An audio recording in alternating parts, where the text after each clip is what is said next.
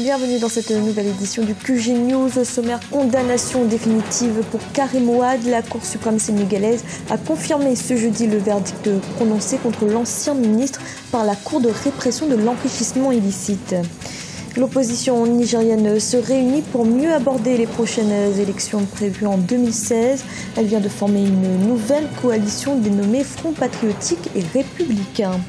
Et les transporteurs camerounais ne veulent plus se rendre en Centrafrique après plusieurs attaques de groupes armés. À Bangui, cette décision a entraîné la flambée des prix.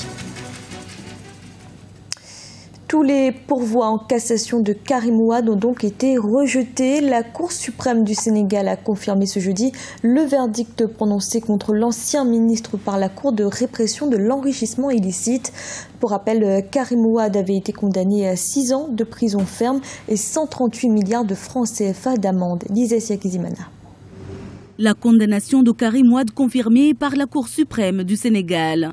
La Cour suprême a rejeté les pourvois de Karim Ouad contre l'arrêt du 23 mars prononcé par la Cour de répression de l'enrichissement illicite.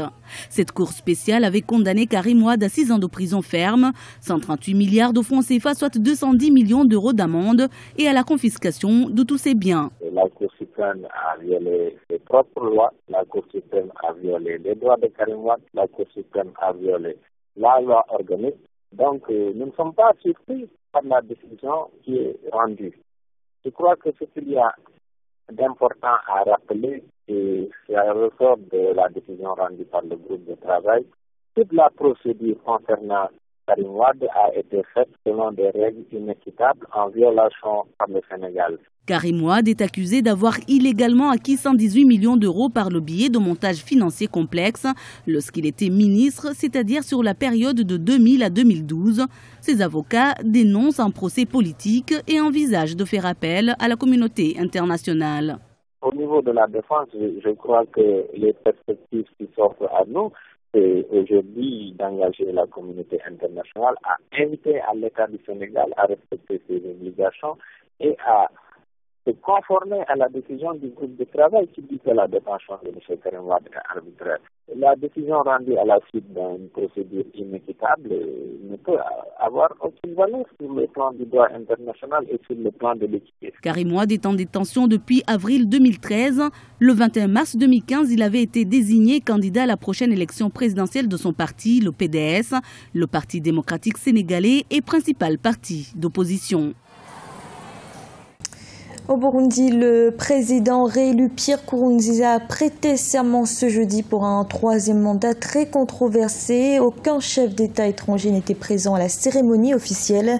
Une investiture sous haute tension puisque la situation sécuritaire continue de se dégrader dans le pays, avec notamment plusieurs assassinats ciblés de personnalités de premier plan. Au Niger, l'opposition s'est réunie au sein d'une nouvelle coalition dénommée Front patriotique et républicain. Les différentes composantes comptent mutualiser leurs efforts pour mieux aborder les prochaines élections prévues en 2016. C'est au total une 30aine de partis qui se sont ainsi regroupés. Ibrahim Ndiaye. Création d'une nouvelle coalition de l'opposition au Niger. La déclaration inaugurale du Front patriotique républicain a eu lieu lundi 17 août 2015. Le FPR rassemble plusieurs ténors de l'opposition nigérienne.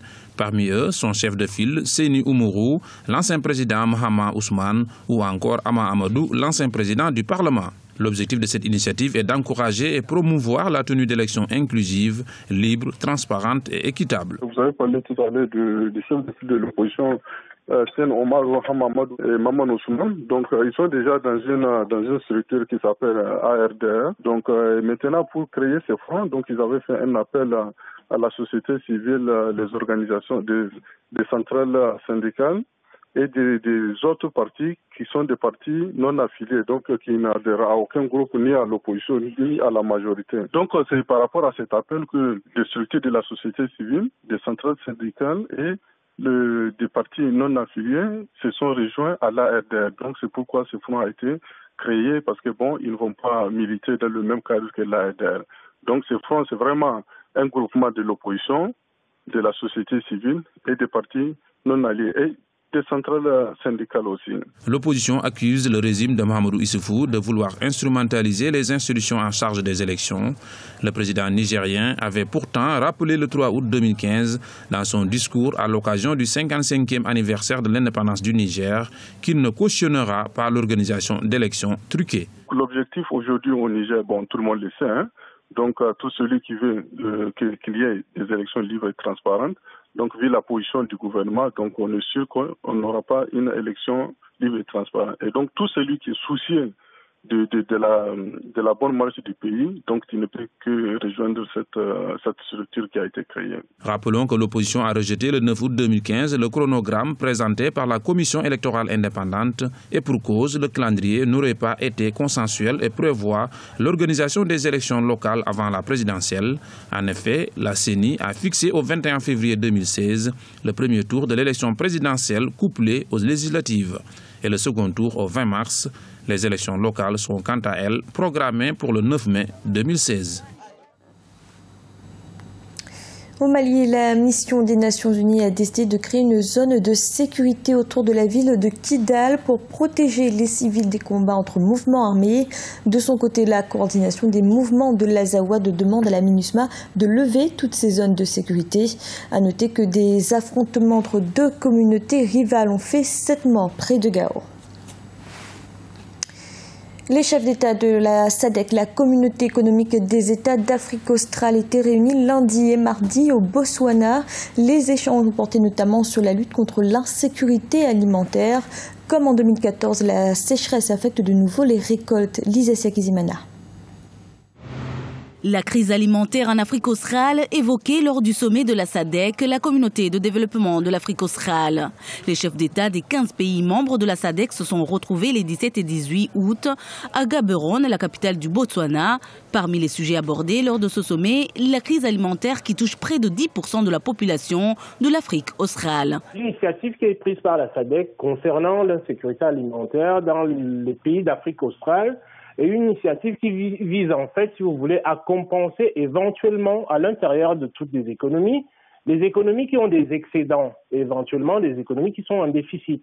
Donc, la réunion qui a eu lieu concernant tous les pays de la SADC a pour objectif de pouvoir éventuellement coordonner les politiques d'approvisionnement des différents pays parce que la problématique qui se pose est une problématique qui est très très importante pour les pays de la SADC. Sur une population de 292 millions d'habitants, 27,4 millions de personnes sont frappées par des pénuries alimentaires dues aux mauvaises récoltes de l'année 2015.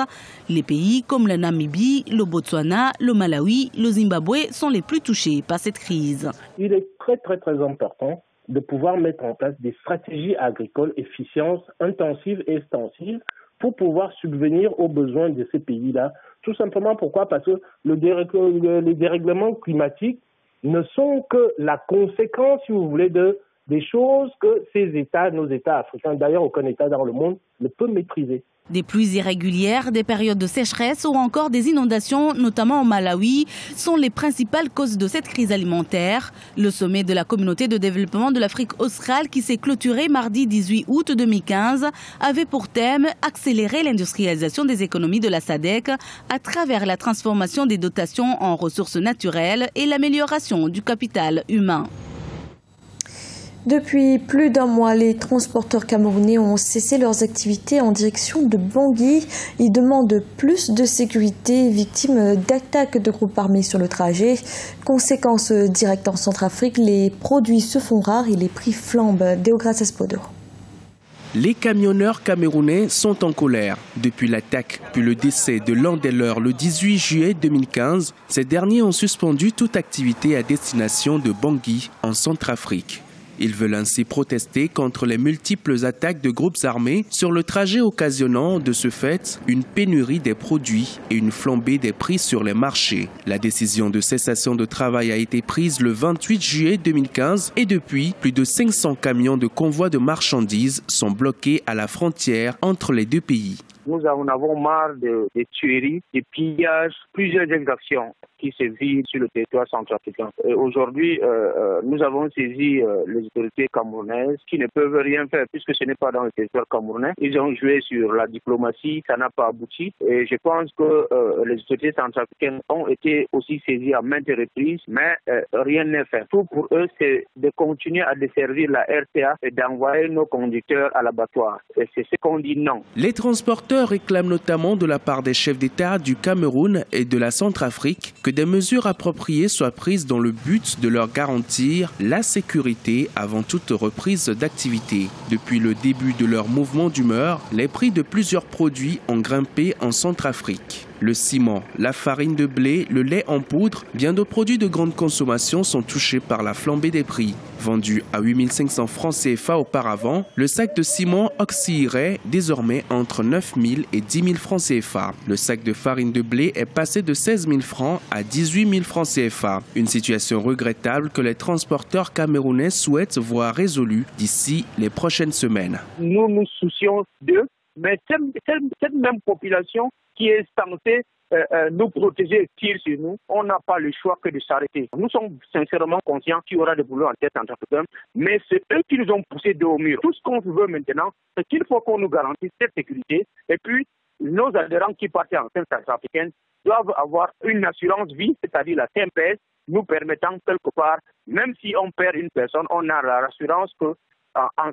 se sacrifiant pour les autres, sa famille peut survivre même après sa mort. En Centrafrique, le salaire moyen mensuel par habitant est estimé à un peu plus de 25 000 francs CFA et la situation actuelle pèse davantage sur les ménages. Le pays dépend encore essentiellement du port de Douala en ce qui concerne les produits de première nécessité et donc nombreux sont-ils à réclamer un retour à la normale dans les plus brefs délais. C'était le journal de la rédaction. Merci de l'avoir suivi. Retrouvez dans un instant une nouvelle édition de l'information.